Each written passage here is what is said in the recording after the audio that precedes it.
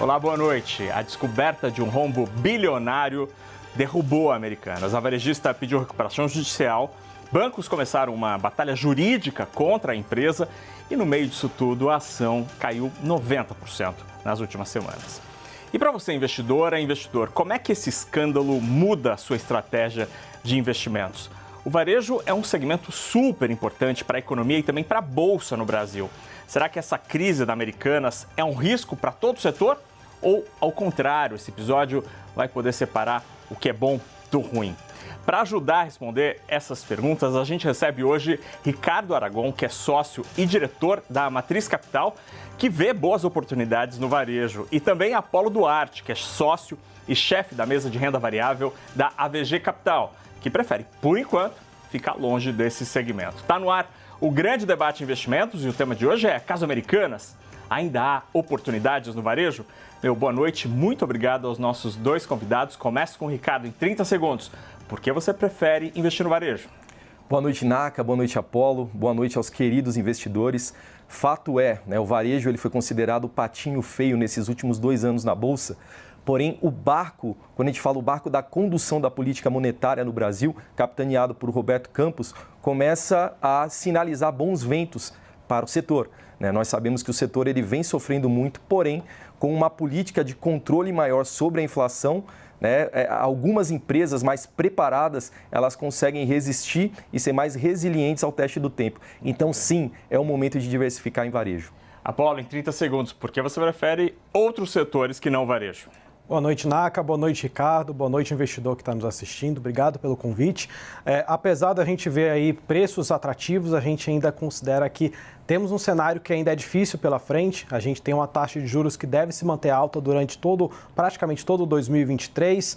A gente deve ter um PIB ali ainda tímido, próximo a entre 0% e 1%. Além de, claro, as famílias ainda estão numa situação de bastante endividamento. Então, a gente prefere olhar para outros setores ainda.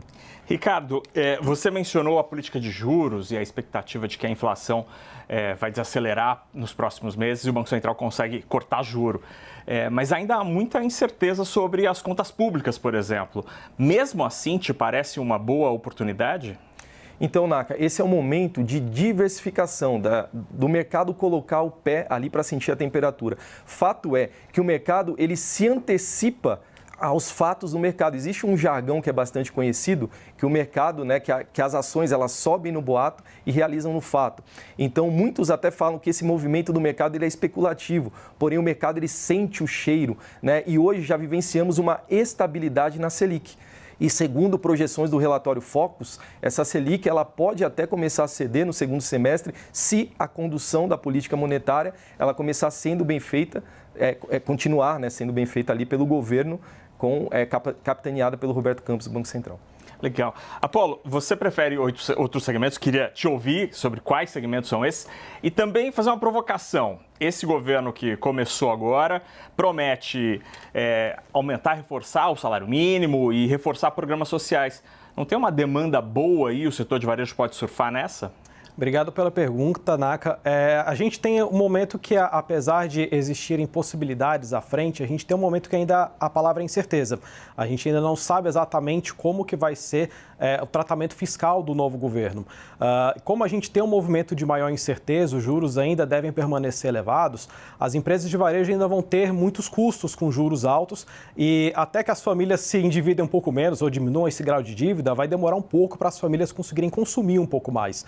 Então, no longo prazo, eu concordo contigo que a gente pode ter oportunidades, mas ainda a gente está no momento incerto. Ainda não está claro se chegou no momento de entrar nesse setor, enfim, que é um pouco mais arrojado por ter dependência econômica forte no momento, Legal.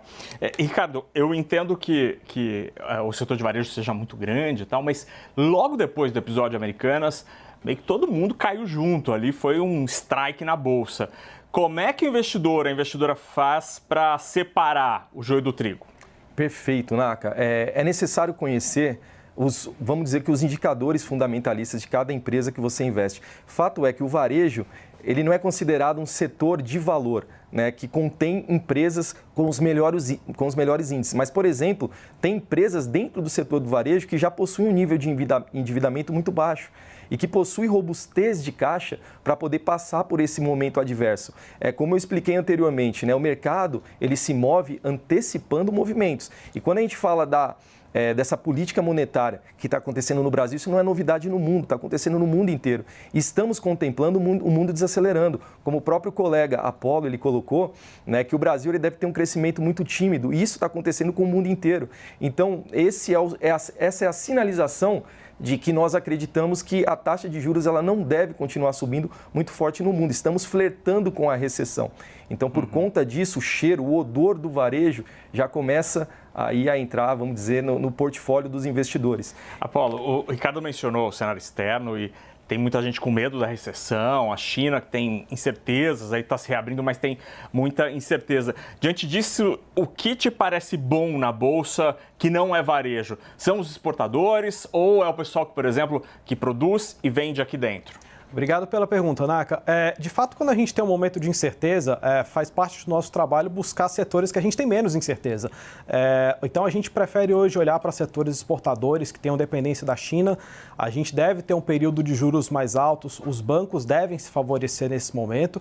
E um outro setor que é pouco falado, que eu acho que a gente tem que falar cada vez mais, é o setor elétrico. O setor elétrico ele é um setor que costuma, por si só, ser mais conservador, por ter um horizonte de retorno de longo prazo, tem ali uma barreira de entrada grande, é muito difícil você conseguir chegar e fazer uma usina elétrica, fazer uma torre de transmissão. Então, são geralmente é um setor que tem uma volatilidade menor, você tem uma previsibilidade maior, principalmente na parte de transmissão elétrica também. Então, com tantos setores que a gente tem na Bolsa hoje que chamam a atenção e tem um grau de incerteza menor, acho que ainda prefiro olhar para outros setores do que olhar para o varejo por enquanto, Naka. Legal. E, Ricardo, você disse que o segmento de varejo tem ações de crescimento. Elas vão crescer como? A população, as famílias já estão muito endividadas. Vai ter consolidação aí? E como diferenciar? Tem supermercado, tem farmácia, tem moda? O que te parece melhor agora? Perfeito, Naka. O setor de varejo ele é dividido em vários subsetores. Então, claro que nós sabemos do endividamento da população, mas, por exemplo, a população ela precisa de remédios. Temos o setor de farmácia, que está envolvido no segmento, né, de varejo. Temos o setor de supermercados também, né, envolvido no segmento de varejo. Então, por exemplo, quando o mercado fala que o setor de varejo ele foi castigado, né, claro, como um todo sim, mas, por exemplo, quando olhamos algumas ações, por exemplo, o supermercado, a rede Açaí, valorizou mais de 70% nos últimos 12 meses. Quando olhamos Raia Drogasil, subiu acima da Selic também nos últimos 12 meses. Então, esses setores, eles ainda estão dando boas oportunidades, esses subsetores, né? Porém, também já é o momento, né, e vai até uma provocação, eu sei que isso é contraintuitivo em relação até a expoentes do mercado financeiro, mas já é o momento de começar a olhar também para a linha branca e para eletroeletrônicos, né? Porque as empresas estão extremamente descontadas e, novamente, né, com o cheiro da estagnação da Selic, a gente já começa a contemplar a inflação cedendo, de repente pode ser o momento, né, de entrar, de diversificar nas ações contidas, né, nesse subsetor. Legal. Apolo, você mencionou o setor elétrico e o pessoal que exporta, por exemplo, para a China. Esses segmentos, normalmente, eles têm regras bem fortes, presença do Estado.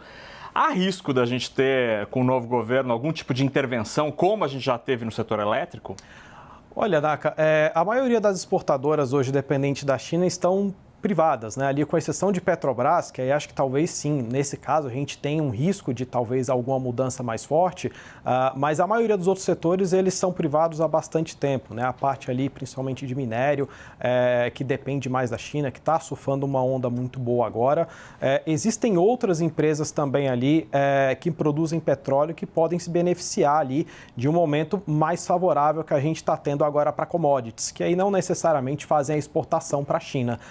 Então, acho que seria baixo ali um risco pensando nessas empresas, com exceção de Petrobras, que aí, de fato, a gente teria um risco um pouco mais alto por conta do novo governo. Muito bem, agradeço demais os nossos dois convidados. Ricardo, que mencionou aqui ao supermercado, por exemplo, e farmácias como bons segmentos, e também ao Polo, que gosta de exportadores, commodities e o setor elétrico. E agradeço principalmente a você que nos acompanhou. E depois desse debate, você vai encher a sua sacolinha, o seu carrinho de supermercado com ações do varejo ou vai querer distância desse setor? Este é o grande debate de investimentos da CNN Brasil e a gente volta na próxima semana. Até lá!